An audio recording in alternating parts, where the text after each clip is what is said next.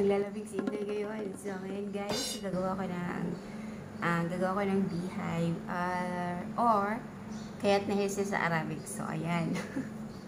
So, ayun guys, ngayon ay manggugulo na naman ako sa inyo. Meron na naman akong gagawin. So, ito na naman ang papanoorin nyo at sana meron kayo natutunan. So, ito, before ko kayo itutor, nalalamig si Inday kasi walang pag-ibig, joke lang. So, yun na nga guys. Ngayon ay mag-baking ako. Wow, mag-baking na naman si Inday. So, ngayon, mag-baking ako bago ko kayo itutor. So, huwag mo muna kalimutan i-subscribe ang channel ko. Share and like my videos. So, let's go guys. Tara! Tara! So, ngayon guys, gagawa tayo ng, diba, sinabi ko, gagawa tayo ng beehive. So, kaya't na hen. So, 2.5 cup of flour. Tapos, 2 cup din siya ng ganitong cup na sugar. So, hindi ko na siya punin para hindi siya matamis kasi mamaya, lalagyan natin yan ng syrup. Mamaya pa yun. So, kailangan ko siya ng yes. Yes or no. So, kailangan ko ng curry, tsaka milk powder.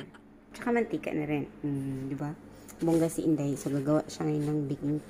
Magbe-bake siya ngayon ng kaya't na hen. So, beehive po yun sa English. Sa Arabic is kaya't na hen. Ano ba ito? Di mabukas. So, ito na siya. Lagyan natin ng yes, yun. Tapos, konting oil. Tansyahin ko na lang siya, guys. Kasi ganito ako magawa dito eh. Tinatansya ko na lang. Ayan. Pero, usually is 1/5 of oil yan siya. Tapos, sugar. So, kayo na po mag-intindi ko na intindihan nyo. No joke lang. 6 spoon of milk powder para masarap talaga siya. So, makikita nyo guys, masarap talaga itong kaya't na hen. Beehive na lang. 6, ayan. So, kailangan siya ng warm water. So, wait lang. Nakalimutan natin ng asin. Ayan, a pinch of salt. Okay, let's go, guys. Lagyan natin ng warm water. Ayan, so, syempre, ilagay natin dito. Oo, diba? Bongga yun dito tayo. So, ayan, i-mix natin. Mix muna natin ng mahinghinan. Tapos, lagyan natin ng water.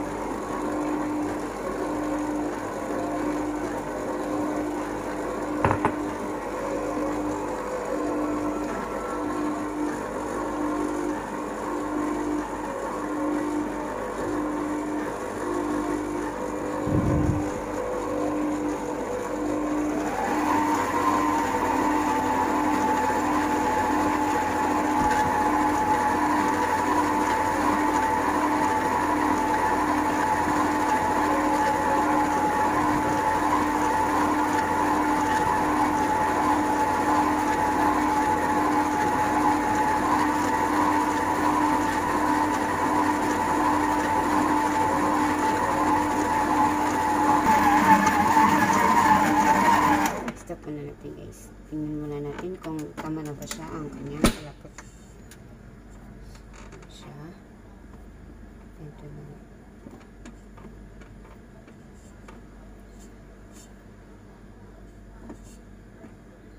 Ayan. Guys, yan, tatna natin. Hintay natin ng 30 minutes. Okay. Let's go. 30 minutes guys. Makikita nyo ano mangyayari. So, ayan na yung curry ko. Curry mo to. Curry natin lahat. So, ayan. Lagyan natin ng oil dito sa Pyrex para dito tayo mag-mold sa molding. molding. So, lagyan natin ng oil, guys. Ayan. Oops. Smiyo naman. Sa kadami-dami naman na nalagay. Ayan. So, lagyan natin siya dyan. Tapos, ito na yung ano ko. Ito na siya. Ayan na siya. Ito na yung tinapay ko. Napakalambot. Sing lambot ng mukha ko. Joke lang guys. So, ayan, mag-start na tayo. Let's go guys.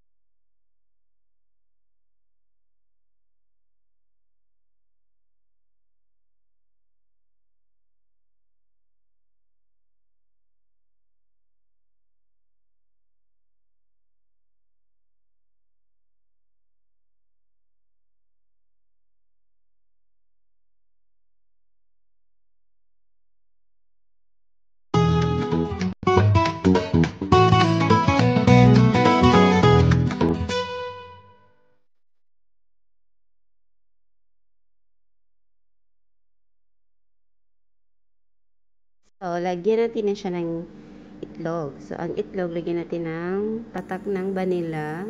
Ayan. Tapos, imimix natin. Bango na siya. So, lagyan natin siya dito.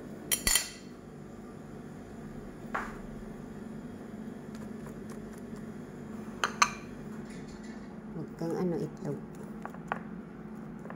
So, ito na siya po ang, uy, ano ba yan? Black. Ang aking kayat na hell, guys. So, ayan guys, nag-preheat na ako ng, sa oven ng 180 degrees lang siya ang init niya. Tapos, sa baba po siya. So, lalagyan natin. Makikita natin mamamaya. Wow! Parang beaker lang talaga. Si Inday. Hindi, joke lang siya. Masarap to siya, guys. Napakasarap kasi cheese ang nasa ilalim. Tapos, curry pa, diba? Curry by 1, by 2. Kayo nang bahala dyan. Pero pag wala namang curry, pwede naman cheddar. I-replace natin ng cheddar. Kung wala kayong curry-curry dyan. Pero mas masarap doon curry dito sa Dubai. Ayan. So, okay na siya. Pwede natin ilagay. So, mamaya, makikita nyo, hindi pa rin siya. Meron pa tayong gagawin. Hindi pa siya tapos. So, let's go. Down lang yung ginamit ko, guys. Down lang siya. Nasa down. Tapos, 180 na lagyan natin dyan. Ayan. So, ayan. Hintayin na lang natin. Habang naghihintay tayo sa maluto yun siya, natin, gawa tayo ng syrup. So, gawa tayo ng sugar, ng syrup, para sa, siya. Mamaya. Siya to. Sweet dito siya. Sweet talaga siya. Pang dessert po siya na pagkain. Hindi po siya pang, kumbaga pang himagas. So, gagawa tayo ng syrup. So, gusto ko siya lagyan ng kulay. So, lagyan ko siya ng saffron. Depende sa inyo guys kung gusto nyo ng plain lang siya na syrup. Talaga naman. Damihan natin ng sugar para mas masarap. Tapos, lagyan natin ng saffron. Saffron. So, ayan. Lagyan natin siya ng konti. Ayan. Parang magkulay-kulay siya. Bilangin pa natin. So, ayan. Yan na po yung syrup. So, mamaya, lalagyan natin. Luto na ang aking kayat na hair. Ayan. So, ngayon, kukunin ko na siya para lagyan ko siya ng syrup. So, na-transfer ko siya. Nakalimutan ko, guys. Down yung kanina. Ngayon, nilagay ko siya sa cup. Yan. So, ngayon, luto na ang aking kayat na hair. Oh my God. So, mainit. Bismillah. So, ayan na ang ating kayat na ham. So, nagawa ko ng syrup kanina. So, ilalagay ko yung syrup kasi malamig na siya. Ito yung syrup ko. Ayan. So, ilalagay ko yun siya.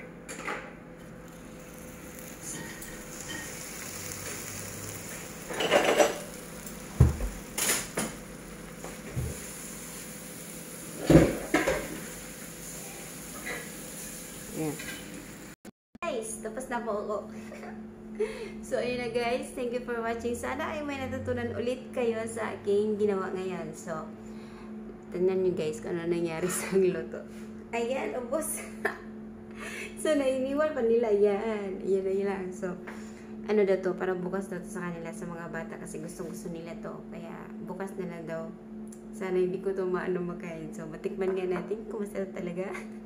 So, masarap talaga yun guys. Ito talaga palagi kong ginagawa. Lalo na kapag Ramadan. Yan, cheese. Nasa sa ilalim. Ayan, sa camera. Ayan. Oh. So, may cheese sa sarap siya. Tingnan natin. Let's eat guys. Yun lang agad. Thank you for watching. Sana inanindihan nyo. At sana naintindihan nyo. Nasa manangarap ko ngayon. Bulon na bulon. So, kanina pa to.